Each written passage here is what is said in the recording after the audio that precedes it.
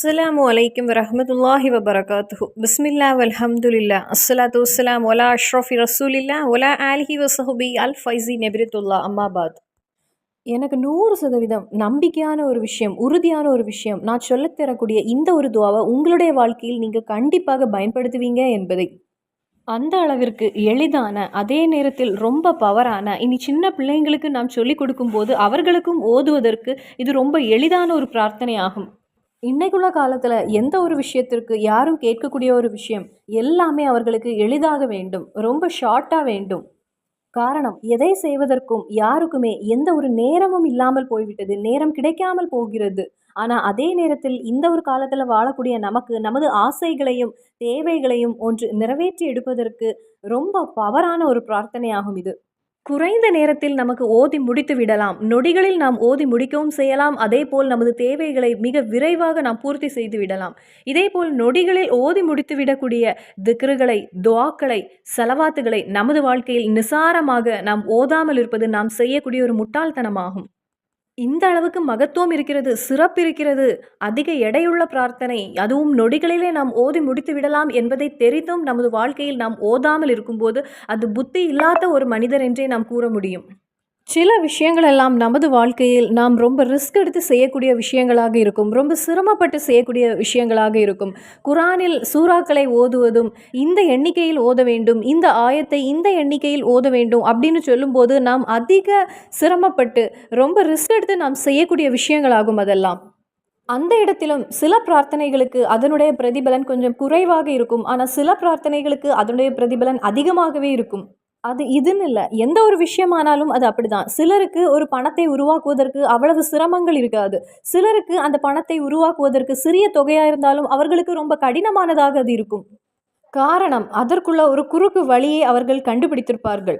அவர்களுக்கு எப்படி மற்றவர்களோடு நடந்து கொள்ள வேண்டும், அவர்களுக்கு எந்த ப்ராடக்ட்டை கொடுக்க வேண்டும் அப்படிங்கிற நிறைய விஷயங்களை அவர்கள் படித்திருப்பாங்க. அந்த ஒரு குறுக்கு வழியில அவர்கள் அதிகம் சம்பாதிக்கக்கூடியவர்களாகவும் இருப்பாங்க. அதுவும் நான் இங்க சொல்லக்கூடியது ஹலாலான வழியில் அல்லாமல் ஹராமான வழி இல்ல. ஹராமான வழின்னு சொல்லும்போது, இந்த கஞ்சா, போதைப் பொருள் இதன் மூலமாகவும் அதிகமாக சம்பாதிக்கிறாங்க. ஆனா அதெல்லாம் ஹராமான, இஸ்லாம் எதிர்த்த காரியங்களாகும். அதை விட்டுவிட்டு நாம் பிசினஸ்லயே அதிக லாபத்தை நாம் பெற்றுக்கொண்டு அந்த வழியில் சம்பாதிக்கக்கூடியவர்களும் ஏராளமான பேர் இருக்கிறாங்க. ஏனென்றால் வியாபாரத்தில் லாபம் என்பது ஹலாலான ஒரு விஷயம்தான். ஆனால் சிலர் நினைக்கக்கூடிய விஷயம், நாம் அதிகமாக லாபம் வியாபாரத்தில் எடுக்கும்போது அது எப்படி ஹலாலானதாகும் என்று. வியாபாரத்தில் நாம் அதிகமாக லாபம் எடுத்தாலும் அதுவும் ஹலாலான ஒரு விஷயம்தான். உதாரணத்திற்கு நாம் ஒரு ஷாப் வைத்திருக்கிறோம், அதை போலவே வேற ஒரு ஷாப் அதற்கு பக்கத்திலேயே இருக்கிறது. ஆனால் அந்த ஒரு ஷாப்பில் வேற ஷாப்பில் அந்த அளவுக்குள்ள விலையும் இல்லை. ஆனாலும் அதிக விலையுள்ள நமது கடையை தேடி மக்கள் வருகிறாங்க என்றால் ஒருவேளை நமது நடவடிக்கை, நமது அந்த குணம் அவர்களுக்கு பிடித்திருக்கலாம். அல்லது நமது ப்ராடக்ட் அந்த குவாலிட்டி அவர்களுக்கு நல்ல விதமாக அவர்களுடைய கண்ணில் அது தெரியலாம். நல்ல ஒரு குவாலிட்டியாக இருக்கலாம். அதை உணர்ந்துதான் மக்கள் நம்மிடத்தில் வருவது. இதுதான் ஒவ்வொரு மனிதருடைய வெற்றியின் ரகசியமாகும். அதே போலவே நாம் செய்யக்கூடிய இபாதத்துகள், அந்த இபாதத்துகளில் அந்த அளவுக்கு எடை அதிகமுள்ள திக்ருகளை நாம் கண்டுபிடிக்க வேண்டும். அதற்கான நேரத்தையும் நாம் உணர்ந்து செயல்பட வேண்டும். அதே போலவே நல்ல பவருள்ள பிரார்த்தனை நாம் புரிந்து கொள்ள வேண்டும். குறைந்த நேரத்தில் அதை ஓதி எப்படி முடிக்க வேண்டும் என்பதையும் நாம் தெரிந்து கொள்ள வேண்டும். நான் இப்போ இந்த பிஸ்னஸுடைய விஷயத்தை உங்களிடம் சொன்னது போலவே நாம் இறைவனின் பக்கத்தில் நெருங்கி குறைந்த நேரத்திலேயே அதிக எடையுள்ள திக்ரு ஓதி எப்படி நமது தேவையை பூர்த்தி செய்தெடுக்கலாம். அப்படி குறைந்த நேரத்திலே ஓதக்கூடிய திக்ரு உண்டு, துவா உண்டு, சலவாத் உண்டு, சூறாக்கள் உண்டு. அதையெல்லாம் மனிதர்கள் ஓதுவது கிடையாது. அதையெல்லாம் நிசாரமாக அவர்கள் தள்ளி விடுகிறாங்க. அப்படி செய்யக்கூடிய எந்த ஒரு மனிதரிடமும் நாம் என்ன நினைக்க வேண்டும், அவர்களுக்கு புத்திசாலித்தனம் குறைவாக இருக்கிறது என்பதை நாம் புரிந்து கொள்ள முடியும். இப்போ நீங்க இங்க நினைக்கலாம், இந்த பிசினஸுடைய விஷயம் சொல்வதற்கு இங்க தேவையில்லாத ஒரு டாபிக் அப்படின்னு. ஆனா அதுவும் நமக்கு ஒரு அருள் தான். அவர்களுடைய வெற்றி எதுன்னு நம்ம யோசிச்சு பார்க்க வேண்டும். அவர்களுடைய அந்த குணமா, அவர்கள் நடந்து கொள்ளக்கூடிய முறையா, அல்லது அவர்களுடைய ப்ராடக்டுடைய குவாலிட்டியா, எதுன்னு நாம் அங்கு சிந்திக்க வேண்டிய ஒரு விஷயமாகும். அவர்கள் வைத்திருக்கக்கூடிய அதே கடையை தான் நானும் வைத்திருக்கிறேன், ஏன் எனக்கு லாபம் கிடைக்கவில்லை, அவர்களுக்கு லாபம் கிடைக்கிறது. இந்த மாதிரிப்பட்ட விஷயங்களை தெரிந்து என்ன என்று புரிந்து நாம் செயல்பட வேண்டும். சில இடங்களில் அந்த கடைக்கு பக்கத்திலேயே பார்க் பண்ணக்கூடிய வசதிகள் இருக்கும். அப்போ வண்டியெல்லாம் பெரிய வண்டிகள் வரும்போது அவர்களுக்கு பார்க் பண்ணக்கூடிய வசதி இருக்கும்போது அதனால் மக்கள் அந்த ஒரு கடையை தேர்ந்தெடுப்பாங்க. ஏனென்றால் மக்கள் இன்னைக்கு எந்த ஒரு விஷயத்திலும் அவர்கள் பார்க்கக்கூடிய ஒரு விஷயம் அது எளிதாக இருக்கிறதா, எனக்கு வசதியாக இருக்கிறதா என்பதை. அதை இபாதத்திலும் அப்படித்தான். நாம் இபாதத்து செய்யும் போது அதிக நேரம் நமக்கு செலவு செய்ய முடியவில்லை. ஏனென்றால் அந்த ஒரு காலகட்டத்தில் இருக்கிறோம். அப்போ அந்த மாதிரிப்பட்ட விஷயத்துல இந்த மாதிரிப்பட்ட திக்ருகளை நாம் நிசாரமாக விட்டுவிடக்கூடாது. சரி, நாம் இனி திக்ருக்குள் நுழைவோம். குறைந்த நேரத்தில் நாம் ஓதி முடிக்கக்கூடிய இந்த திக்ரு ஓதுவதற்கு இந்த நேரம் அப்படின்லாம் கிடையாது, அல்லது ஒது செய்ய வேண்டும் அப்படின்லாம் கிடையாது. எந்த ஒரு நேரத்திலும் நாம் காலையில எழுந்த உடனே நாம் ஓத வேண்டிய ஒரு பிரார்த்தனை இருக்கிறது. அந்த ஒரு பிரார்த்தனையை ஓதிவிட்டு நாம் இப்பொழுது கிச்சனுக்குள் நுழைய போகிறோம் என்றால் அந்த நேரத்தில் நாம் இதை ஓதலாம். அல்லது ஒலு செய்ய போகிறோம், பேஸ்ட்டும் ப்ரஷ்ஷையும் கொண்டு போகிறோம், அந்த ஒரு நேரத்தில் நாம் இதை ஓதலாம். ஆனால் எந்த ஒரு மூமீனும், எந்த ஒரு இறை நம்பிக்கையாளரும், எந்த ஒரு இஸ்லாமியரும் கண்டிப்பாக இந்த பிரார்த்தனை நாம் ஓத வேண்டும். இதை நாம் ஓதினால் அளவில்லாத பரக்கத்தும் நிஅமத்தும் செல்வங்களும் இந்த துனியாவிலேயே நம்மை தேடி வரும். இனி இந்த துனியாவோடு முடிந்து விடவில்லை. நாளை ஆகிரத்திலும் இது நமக்கு உதவியாக இருக்கும். இது நமக்கு ஒரு நண்பனாக அங்கு வந்து நிற்கும். நாம் இந்த பிரார்த்தனையை காலையில ஓதும் போது நமக்கு என்னெல்லாம் தேவையோ அதை நமது மனதில் நாம் வைத்துக்கொள்ள வேண்டும். நாம் அந்த ஒரு செகண்டை செலவு செய்யக்கூடிய அந்த நேரத்தில் நாம் எதற்கு வேண்டி செலவு செய்கிறோம், எதை நினைத்து எந்த தேவை நமக்கு இருக்கிறதோ அதெல்லாம் நமது மனதில் நாம் கொண்டு வர வேண்டும். அதே நேரத்தில் ரப்பே, நாளை ஆகிரத்திலும் எனக்கு இது உதவியாக இருக்க வேண்டும் அப்படிங்கிற ஒரு எண்ணமும் உங்களுடைய மனதில் நமக்கு வேண்டும். நமக்கு இந்த துனியா வாழ்க்கையில் இப்போ ஒரு வாரத்திற்கு முன்னதாக என்னெல்லாம் விஷயங்கள் நடந்து அப்படின்னு உங்களுக்கு ஞாபகம் இருக்கிறதா? நமக்கு ஏதாவது ஒரு சின்ன சின்ன விஷயங்கள், இத்தனை வருஷம் நாம் வாழ்கின்றோம், ஏதாவது ஒரு சின்ன சின்ன விஷயங்கள் நமது வாழ்க்கையில் ஞாபகங்கள் இருக்கும். அதல்லாமல் இந்த துனியாவில் இவ்வளவு நாட்கள் வாழ்ந்த எல்லா விஷயங்களும் நமது ஞாபகத்தில் எப்பொழுதும் வருகின்றதா? இனி நாம் ஒரு 90 வயசு வரை வாழ்ந்தா கூட அந்த 90வது வயசில் நல்ல ஒரு சக்தியோடு நல்ல ஞாபகத்தோடு இருந்தால் கூட நாம் முன்னாடி வாழ்ந்த அந்த காலகட்டத்தை பற்றி யோசிக்கும் போது நமக்கு அதிக அளவில் எந்த ஒரு ஞாபகமும் நம்மிடத்தில் இருக்காது. நாம் வாழ்ந்த அந்த ஒரு வாழ்க்கை கொஞ்ச நேரம் வாழ்ந்தது போல தான் நமக்கு தோன்றும். அதுதான் இந்த துனியா வாழ்க்கை. அவ்வளவுதான் இந்த துனியா வாழ்க்கை என்பது. இந்த துனியா போல அல்ல நாம் செல்ல இருக்கக்கூடிய ஆகரம் என்பது. ஆகரத்தில் நாம் வெற்றி அடைய வேண்டும் என்பது ஒவ்வொரு மூமியினுடைய ஒரு குறிக்கோளாக இருக்க வேண்டும். இந்த துனியாவும் வேண்டும். துனியாவில் நல்ல சந்தோஷம், மன நிம்மதி, சமாதானம், செல்வம், வசதி எல்லாம் நமக்கு வேண்டும். அதற்கு கூடவே ஒரு மூமீன் என்பவன் ஆகிரத்திலும் வெற்றி அடைய வேண்டும். அப்ப நான் சொல்லக்கூடியது துனியாவும் வேண்டும், நாளை ஆகிரமும் வேண்டும் என்பதுதான் நான் இந்த இடத்தில் உங்களிடம் கூறுகின்றேன். அப்போ இந்த திக்ரு துனியாவிலும் நாளை செல்ல இருக்கின்ற அந்த ஆகிரத்திலும் அதிகமான பிரதிபலனை கொண்டு சேர்க்கக்கூடிய ஒரு திக்ராகும். நாம் செல்லக்கூடிய அந்த ஆகிரத்தில் நமக்கு பல பலன்களும் காத்திருக்கின்றது. இதனை ஒரு திக்ராகவும் சிலர் ஓதுகிறாங்க. ஆனால் நான் இந்த இடத்தில் உங்களிடத்தில் துவாவாக தான் கூறுகின்றேன். காலையில் நாம் எழுந்த உடனேயே ஒது செய்ய வேண்டும்னோ அல்லது கைகளை உயர்த்த வேண்டும்னோ அப்படி எதுவுமே கிடையாது. இனி நமக்கு ஒரு ஆசை இருந்துச்சுன்னா, ஏதாவது ஒரு ஆசை இருந்துச்சுன்னா அது கடனாக இருக்கும். சிலவங்களுக்கு ஜப்தி நோட்டீஸ் வர வந்து நிற்கும். இனி ஒரு குழந்தை இல்லாமல் இருக்கக்கூடியவங்களுக்கு, அதே போல் பிஸ்னஸில் அதிக லாபம் கிடைக்காமல் ரொம்ப நஷ்டத்தில் போய்கொண்டிருக்கும். இனி எப்படி என்னுடைய பிள்ளையையும் மனைவியையும் நான் பார்ப்பேன் அப்படின்னு ஒரு ஏக்கத்தோடு இருக்கக்கூடியவங்க, அல்லது ஒரு மனைவி என்னுடைய கணவர் என்னையும் என் பிள்ளையையும் இனி எப்படி இந்த எதிர்காலத்தில் என்ன காப்பாற்ற போகிறாங்க அப்படின்னு கவலைப்பட்டு இருக்கின்ற ஒவ்வொரு மனைவியும், இனி அடுத்தவர்களோடு சண்டையில் இருக்கீங்க, ஏதாவது ஒரு பிரச்சனை இருக்கிறது, அந்த பிரச்சனை தீர வேண்டும் அப்படி எந்த ஒரு ஆசையாக இருந்தாலும், எந்த தேவையாக இருந்தாலும், மனதில் இருக்கக்கூடிய எந்த ஒரு கனவாக இருந்தாலும், எந்த ஒரு பெரிய தேவையாக இருந்தாலும் அந்த ஒரு தேவையை மனதில் வைத்துக்கொண்டு நீங்களே ஒரு எண்ணிக்கை வைத்துக் கொள்ளுங்கள்.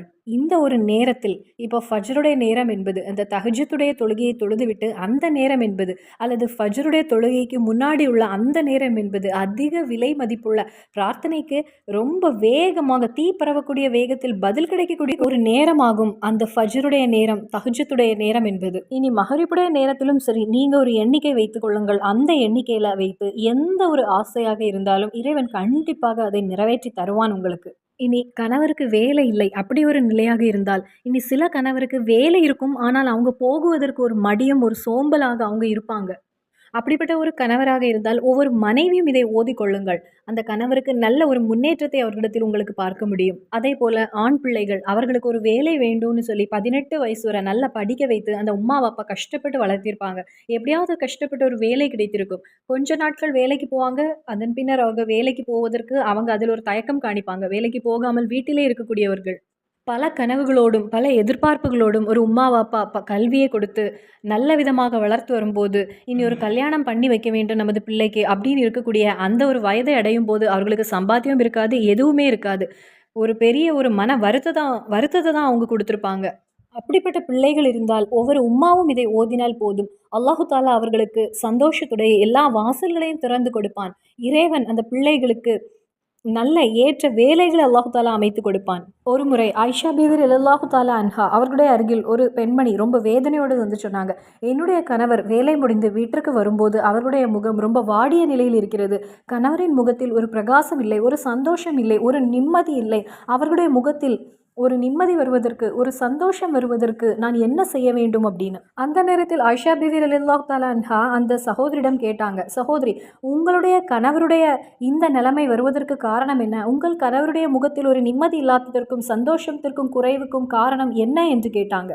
அந்த சகோதரி கூறிய பதில், என்னுடைய கணவருடைய வியாபாரத்தில் எந்த ஒரு முன்னேற்றமும் இல்லை, எல்லாமே நஷ்டத்தில் போய்கொண்டிருக்கிறது, எந்த ஒரு உயர்வும் எங்களுக்கு இல்லை. உடனே ஆயிஷா பீவி ரலியல்லாஹு தஆலா அன்ஹா அந்த சகோதரிக்கு கற்றுக் கொடுத்தது, சகோதரி, நீங்கள் இந்த ஒரு திக்ரை நீங்கள் வழக்கமாக்கி கொள்ளுங்கள். உங்களுடைய வாழ்க்கையில் இதனை நீங்கள் வழக்கமாக ஓதி வாருங்கள். காலையில் நீங்கள் தஹஜ்ஜுடைய தொழுகைக்கு எழுந்தாலும் சரி அல்லது ஃபஜ்ருடைய தொழுகைக்கு எழுந்தாலும் சரி, காலையில் எழுந்தவுடன் நாம் ஓதக்கூடிய ஒரு திக்ர் உண்டு. அல்லது அல்ஹம்துலில்லாஹ் என்று கூறிவிட்டு இந்த ஒரு திக்ரை நீங்கள் 17 தடவை அந்த இடத்திலிருந்து எழும்பிய உடனே நீங்கள் ஓதிக்கொள்ளுங்கள். அப்போது அந்த அதிக எடையுள்ள அந்த திக்ர் எதுன்னு பார்ப்போம். ஆயிஷா பீவி ரலியல்லாஹு அன்ஹா அந்த சகோதரிக்கு தன்னுடைய கணவருடைய வியாபாரத்தில் எந்த முன்னேற்றமும் இல்லை, உயர்வில்லை, நஷ்டத்தில் போய்கொண்டிருக்கிறது, கணவருடைய முகத்தில் ஒரு சிரிப்பில்லை, வீட்டில் உயர்வில்லை அப்படின்னு சொன்னபோது அந்த சகோதரிக்கு கற்றுக் கொடுத்த துவா, அந்த துவாவை நம்ம இப்போ பார்ப்போம். சூரத்துல் பகரால 201வது ஆயத்து, ரப்பனா அத்தினா ஃபித்துன்யா ஹஸனதன் வஃபில் ஆஹிரத்தி ஹஸனதன் வகினா அதாபன்னார். ரப்பனா ஆத்தினா ஃபித்துன்யா ஹஸனதன் வஃபில் ஆஹிரத்தி ஹஸனதன் வகினா அதாபன்னார். இந்த ஒரு திக்ரை காலையில் நீங்கள் எழுந்தவுடன், ஃபஜ்ருடைய தொழுகைக்கு பின்னர் இல்லை, ஃபஜ்ருக்கு முன் எழுந்தவுடன், நீங்கள் தூக்கத்திலிருந்து எழுந்தவுடன் ஒரு அல்ஹம்துலில்லாஹ் ஓதிக்கொள்ளுங்கள். அதன் பின்பு நீங்கள் இந்த ஒரு திக்ரை 17 தடவை ஓதிக்கொள்ளுங்கள். இந்த ஒரு திக்ரை தான் ஆயிஷா பீவி ரலியல்லாஹு அன்ஹா வேதனையோடு வந்த அந்த சகோதரிக்கு கற்றுக் கொடுத்த துவா. இதனுடைய அர்த்தம், ரப்பே, அல்லாஹு தாலாவிடம் நாம் கேட்கிறோம், இந்த துனியாவிலும் நாளை ஆகிரத்திலும் இம்மையிலும் மறுமையிலும் நீ எங்களுக்கு வெற்றியை தா அல்லாஹ், எல்லாவற்றிலும் நீ எங்களுக்கு உயர்வை தா அல்லாஹ், இன்னும் நரக நெருப்பிலிருந்து நீ எங்களை பாதுகாத்து கொள்வாயாக ரப்பே. அதான் இந்த திக்ருடைய அர்த்தம். காலையில் நாம் எழுந்த உடனே ஈமானோடு ரப்பிடம் கேட்கிறோம், எங்களுக்கு இந்த துனியாவிலும் நாளை ஆகிரத்திலும் நீ எங்களை காப்பாற்றுவாயாக, எங்களுக்கு வெற்றியை தான் அல்லாஹ். அதன் பின்பு நாம் சேர்த்து கொள்கிறோம், இன்னும் நரக நெருப்பிலிருந்து, ஜொலிக்கக்கூடிய நரக நெருப்பிலிருந்து நீ எங்களை பாதுகாத்து கொள்வாயாக அல்லாஹ் என்று. இது அல்லாஹு தாலா நமக்கு அனுப்பி தந்த ஆயத்தாகும். அந்த ஒரு ஆயத்தை நாம் அவனிடம் கேட்கிறோம். இனி 17 தடவை காலையில் எழுந்தவுடன் 17 தடவை உங்களுக்கு சொல்ல முடியலைன்னா ஒரு முறையாவது ஓதிக்கொள்ளுங்கள். இந்த துனியாவில் எல்லாவற்றிலும் நாம் ரப்பிடம் வெற்றியை கேட்கிறோம், இனி ஆகிரத்திலும் நாம் வெற்றியை கேட்கிறோம், இன்னும் நரகத்திலிருந்தும் பாதுகாவல் கேட்கிறோம். இவ்வளவுதான் நம்ம வாழ்க்கை. நம் வாழ்க்கையுள்ள அனைத்துமே இந்த ஒரு பிரார்த்தனையில், இந்த ஒரு துவாவில், இந்த ஒரு திக்ரில் நமக்கு இருக்கிறது. இந்த ஒரு திக்ரை நாம் மரணம் வரை இறுக்கமாக பிடித்து கொள்ள வேண்டும். மரணம் வரை ஒவ்வொரு மூமினுடைய வாயிலிருந்தும் கண்டிப்பாக ஓத வேண்டிய ஒரு திக்ராகும் இது. அப்போ இன்ஷா அல்லாஹ் இனியுள்ள நாட்களில் இந்த ஒரு திக்ரை உங்களுடைய வாழ்க்கையில் நீங்கள் இறுக்கமாக பிடித்து கொள்ளுங்கள். வெற்றியை மட்டுமே உங்களுக்கு 2 உலகிலும் கொண்டு சேர்க்கக்கூடிய ஒரு திக்ராகும். இன்ஷா அல்லாஹ் உங்களுடைய வாழ்க்கையில் இதை வழக்கமாக்க இறைவன் உங்களுக்கு அருள் புரிவானாக. ஆமீன். அஸ்ஸலாமு அலைக்கும் வரஹ்மத்துல்லாஹி வபரகாத்துஹு.